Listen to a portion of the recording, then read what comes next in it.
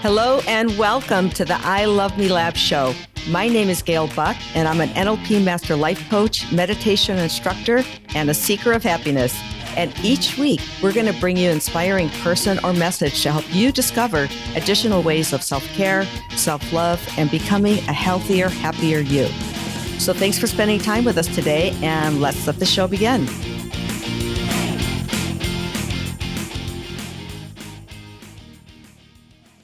Hi, everybody. I am doing a solo round today, and the topic of the podcast today is 12 things that you can do to find your balance amid the chaos. And the reason that I chose this topic is that in my coaching practice, you have people, whether you're an executive, kind of managing your family and life and work balance, to I have parents like myself that have an adult child with a drug addiction. And so you're trying to balance your life with all that comes, with that kind of a journey and all kinds of things, all right, that were happening in our lives. I mean, COVID, whatever it is, finding time and things that you can do to stay grounded and balanced amid times that are particularly chaotic. So I've compiled this list that is really awesome and groovy and doesn't cost you a dime to implement. And it will help you to feel better, to be more grounded, because guess what? When you're operating from a place of feeling balanced, you're going to make better decisions. You're going to make calmer decisions rather than making a decision, whether it's work or personal, when you're in a crisis mode. So, and then here's another thing. If the things that I recommend are big changes to what you do already, and I don't think they will be, but if they are, remember just to do baby steps and to do one change at a time.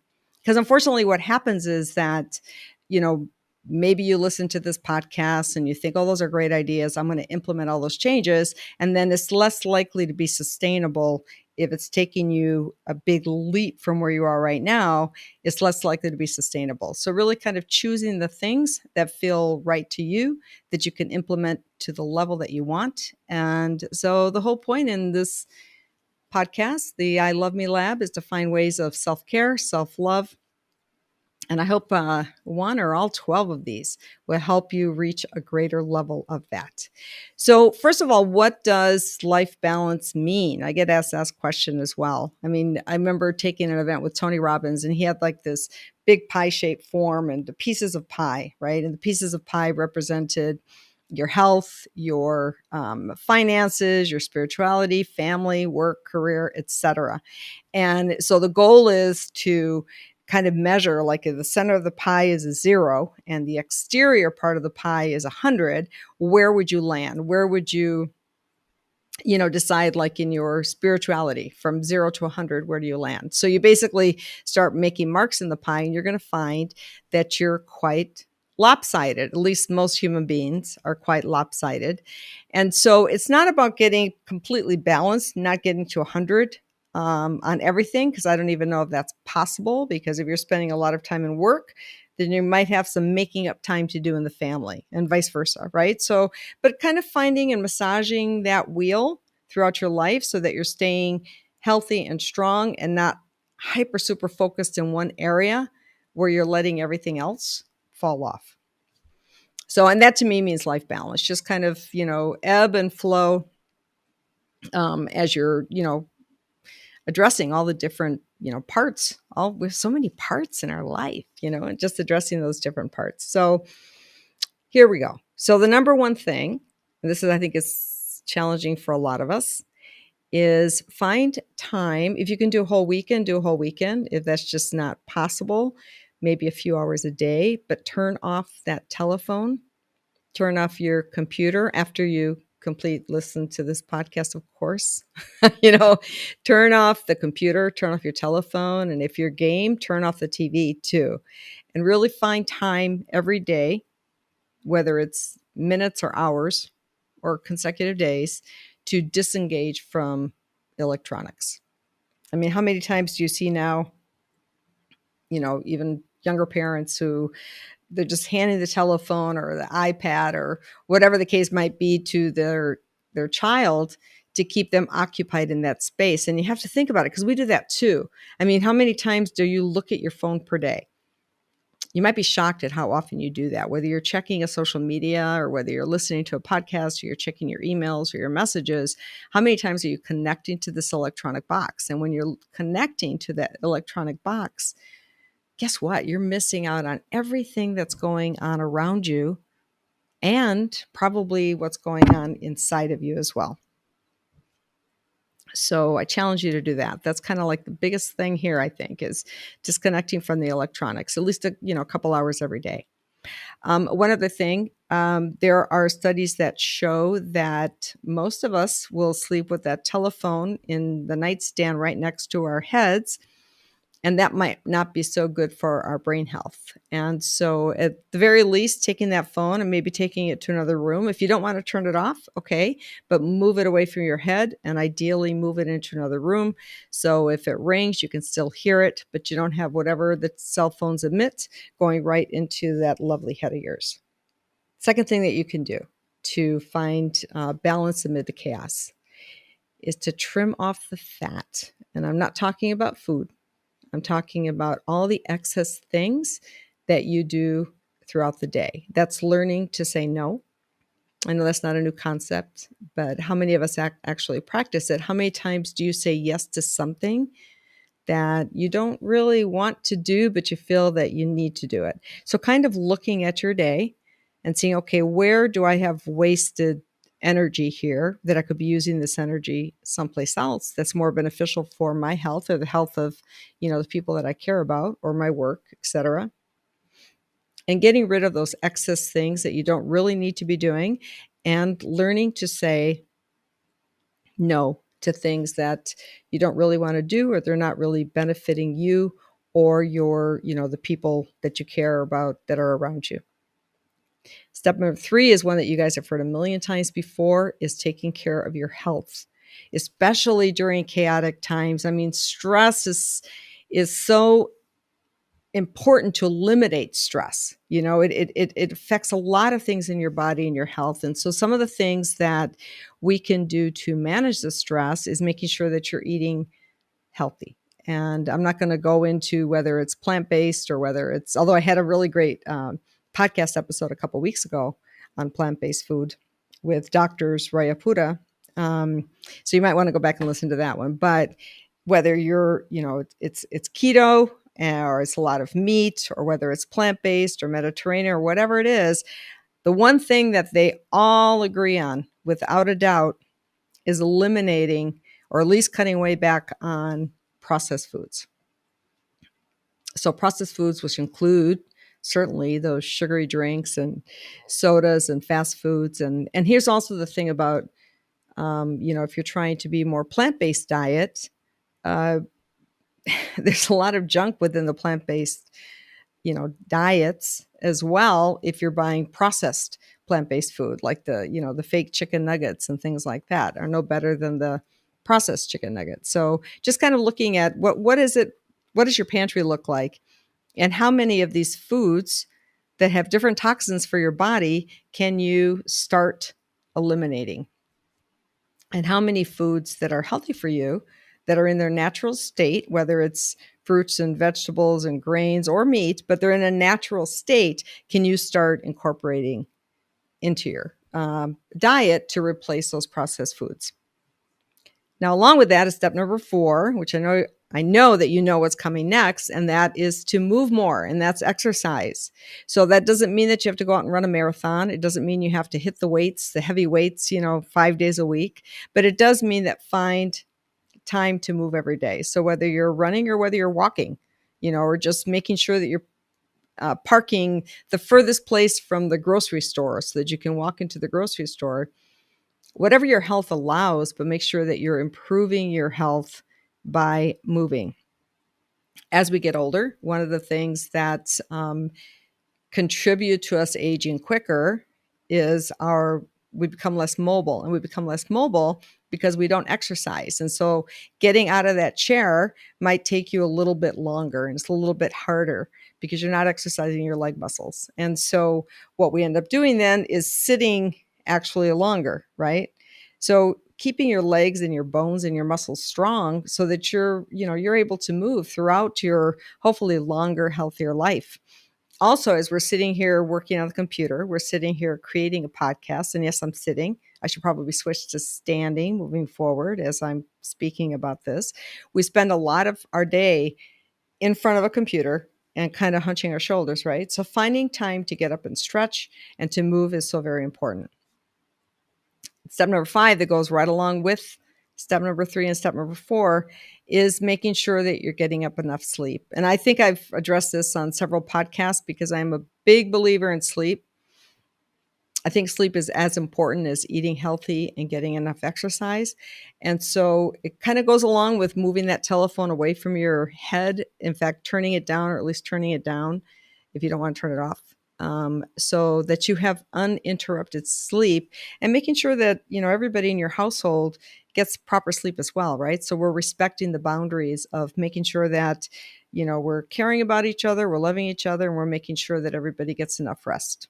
Now, step number 6 is avoiding toxic people in your life. So sometimes we have toxic people in close proximity in, our families or in a work environment where we have to work closely with those people.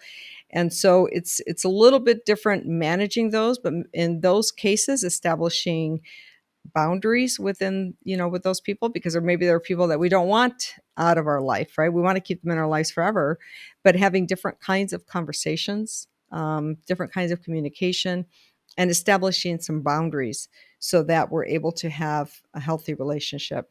And then if you have toxic people in your relationship, and that means people that are negative all the time, complaining all the time, that you don't really trust, but you haven't cut from your circle, but you wouldn't tell them anything because it's going to go further. It's not really a trustworthy kind of a person. Making a decision, is there a way to separate yourself completely, or at least is there a way to separate yourself somewhat from those people? Because that's going to take us right into the 7th thing that you can do to find balance amid the chaos, is really finding and building those healthy relationships. So while we take away or at least cut back on the toxic relationships, creating and building, nourishing the healthy relationships. I mean, there's plenty of studies that show that relationships will help you in having reduced stress. Healthy relationships reduce stress levels. The studies show that they contribute to longevity, that you'll live longer with healthy relationships. It gives you a greater sense of purpose, a greater sense of connectiveness. And connectiveness is very important for the human species. I mean, it's very important for us to be connected to others. Even if we consider ourselves somewhat like I spent a lot of time by myself. I enjoy my own company quite a bit, and I risk at times pulling back from everybody, and that's not a really healthy place to be. And so finding, if you're like that too, reminding yourself to engage and to build a healthy relationships. And a healthy relationship is a give and take relationships, right? So as you're looking for those relationships, you're looking for those friendships where you can count on people, you trust people, they love you, they're going to support you, making sure that you're giving back the same or more to those relationships as well. I mean, are you trustworthy? Can somebody count on you? Will you stand up and be there? Are you an anchor? Who are you in this relationship space? So really exploring not only in these relationships what you're receiving, but what are you giving in these relationships? Because after all, that's the relationships, right? It's a two-way street. It's not just a one-way street. So avoiding the toxic people and building the healthy relationships, because they matter more than you know.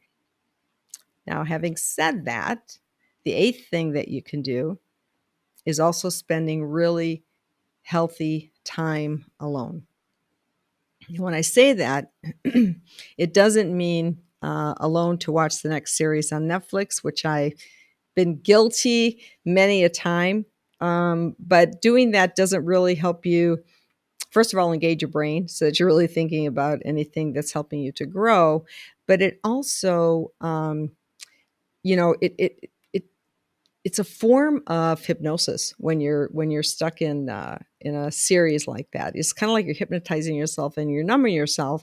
And in hypnotizing yourself, you're actually accepting a lot of unconscious or subconscious suggestions, right? So really being conscious about when you're so instead of letting your subconscious run whatever is going on, being consciously alone. And in that time, it could be, mindful, walks, mindfulness walks. If, for those of you that don't know what mindfulness is, it's just taking a walk. And when you're walking, like I'd love to walk into the woods, really noticing the different bird callings, noticing the different leaves, the crink in the leaves on the ground, as you hear maybe a deer run away, or was that a deer, or was that, something else. And just paying attention to all those little things, all the sounds, and all I was with my mom yesterday and we were looking at this huge maple tree that's in the backyard. And my mom is an artist. And so she was talking about how that tree was perfect because it has all the windows, all those little, areas where you can see the light through it, the windows in the tree. So she was being very mindful and noticing those small details, in that tree. Um, I was shopping the other day and I was not being mindful at all. I was stuck in my head. I was not paying attention to anything. And one of my nieces, who I had not seen in a year, literally came and stood in front of me and said, "Hi, Aunt Gail." And I had to snap into the realization that there was actually not only a person standing in front of me, but it was somebody that I love very much. So that's what I'm talking about. So when you're by yourself, being really mindful of what you're doing. There's also meditation, there's guided meditation, there's silence meditation. Meditation is so important that I recommend that for everybody as well. And it doesn't have to be you're going to sit there in silence for an hour and your mind's not going to go crazy. In fact, it's a habit you can develop. You can certainly do that, but it takes time, just like, building that muscle. It takes time to build that meditation muscle. But there's other things that you can do. There's little 3-minute meditations. There's, open eye meditation, so many different things you can do. And it all comes down to being centered and being still and being grounded. I mean, you can stand there and just imagine that you're a tree and that your feet are creating roots into the ground and your back gets stronger as you stand like a strong oak tree. And that's a form of meditation as well. I do that for 3 minutes to help me feel grounded when I'm feeling confused and I don't know what to do something quick. And here's a gift I'll offer to you. If you are interested, I have created a little grounding meditation, a guided meditation that I'll send to you. All you have to do is send me a request. You can send it to my email at gail@gailbuckinternational.com and tell me that you want the meditation tape and I'll send it to you. But it's a great way to feel grounded and also brings the stress down because it helps you feel so strong, right? So different things like that and spending time alone.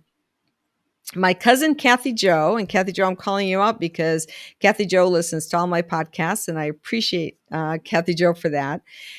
Lately I started traveling alone. I think that's a beautiful thing to do. I've traveled alone, right? So really embracing your own company. And she visited Graceland recently. And I think that was the first trip she had taken her alone by herself and really loved it. So there's beauty in taking it with your friends. And there's also beauty in exploring new things and getting curious, right? And getting curious is the 10th thing that I'm recommending is get curious and expand your awareness. So just like my cousin Kathy Jo and getting curious and going to Graceland. And so it was two things, right? She's getting curious about Graceland and she's getting curious about venturing out there and taking her first solo trip. And I'm sure it's going to be the first of many. Although I am looking forward to taking a little trip with her sometime in the near future. But getting curious also about, reading a book or learning a new language, or right now I'm learning to play the guitar. Something that you haven't done before that makes your mind expand. You know what? Wordle. New York Times Wordle. That's lots of fun too. Kind of like expanding your awareness, expanding your vocabulary. continuing to grow, grow your mindset and also grow your different perspectives and ways of thinking is super important, which gets to step number 11, or the 11th thing that you can do is expanding your awareness. When you think about the things you think about, and the way you see things, we have very limited, how like a horse, like in the movies, a horse have those blinders on so they don't see things on the side and get all startled. We have those on. No matter how expanded we are, we're still limited by the things that we've seen and read and explored. And when you think about that, we're just so limited. No matter how much you know, no matter how much you've experienced, there's still so much more out there for you to experience and grow your mind and grow your awareness. And here's another thing that happens in finding your balance amid the chaos, and why this is important. Part of that is as you expand your awareness, you start becoming aware of more solutions to whatever chaotic thing may be happening in your life. Usually we feel the chaos because we don't know what to do. We think it has to be this way or it has to be this way. But the truth is, there's a million different things that you can do for no matter what the circumstances is. Every different response you have creates a different outcome. And so just think about that. Just one little shift is going to create a different outcome.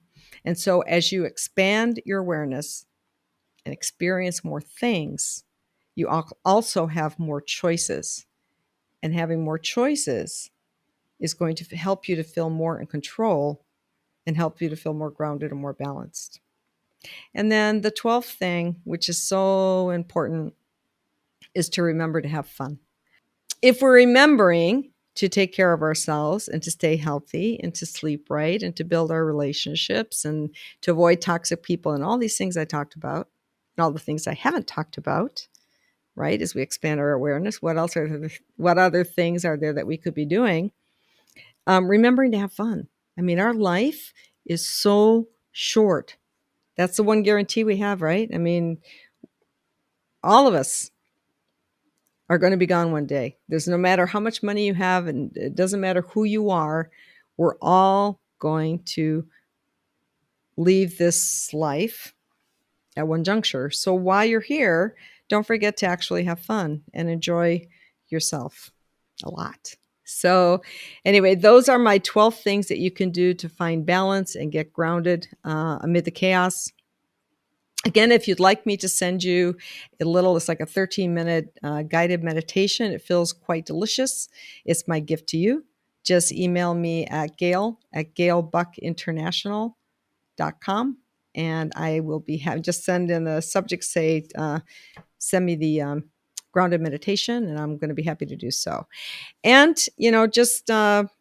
I always finish this off with one thing that you can share with the listeners to help them remember to do self-love. For me, these are 12 things that you can do to remind yourself to self-care, self-love. And I believe that when you love yourself more, you're able to love everybody else bigger and better. And so that's my wish for you.